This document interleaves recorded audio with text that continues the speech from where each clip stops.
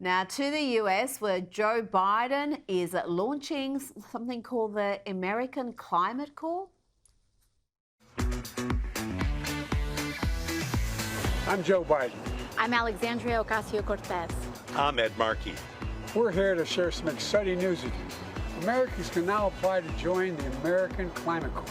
Those who become American Climate Corp members will get paid to fight the impacts of climate change, while learning the skills to be part of tomorrow's clean energy and climate resilience workforce. Right now, we're recruiting for more than 2,000 positions located all across the country. To apply for an American Climate Corp job, visit climatecorp.gov. We're counting on you. 2,000 climate activists paid for by the taxpayer. I'm scared we've just given Chris Bowen and Anthony Albanese all a bunch of new ideas, Ian. What are this lot going to achieve? Well, these are BS jobs. These are creating jobs for people who are totally and absolutely unemployable and useless.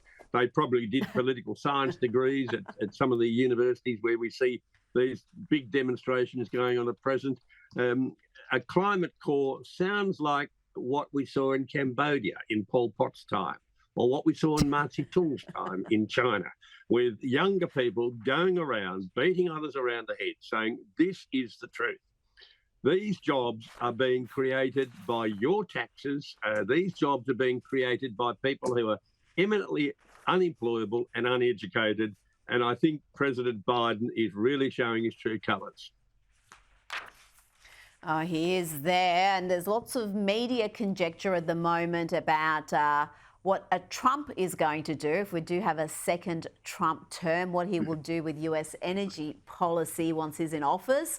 And I've got to say, the plans look quite good to me. More oil and gas permits, aggressive deregulation, federal career staff relegated to the sidelines. I can't see any problems with any of that, Ian.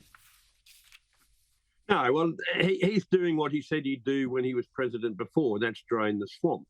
But I don't think he realised how boggy the swamp was and how difficult it was to do. He has learned. And he has to come in like Alexander the Great with a sword and cut the Gordian knot.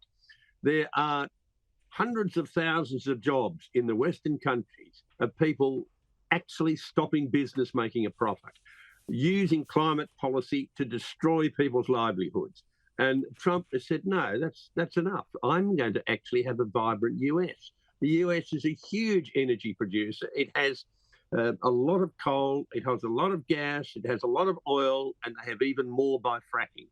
And if President Trump becomes the sitting president again, I am absolutely sure he will come in with an axe and clean out those people who are destroying taxpayers' wealth and who are killing off small business.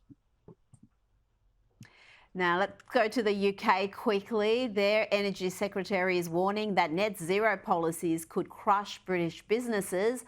The UK's target of reaching net zero has been in law since Theresa May was Prime Minister, and they want to get to net zero by 2050. But the Telegraph reports that Prime Minister Rishi Sunak is facing increasing calls to dramatically water down or even abandon these green policies. And these calls are coming from his Tory backbenchers.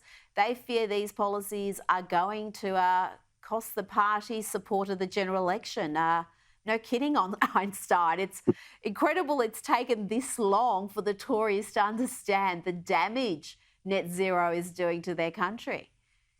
Well, it's too late. They're gone.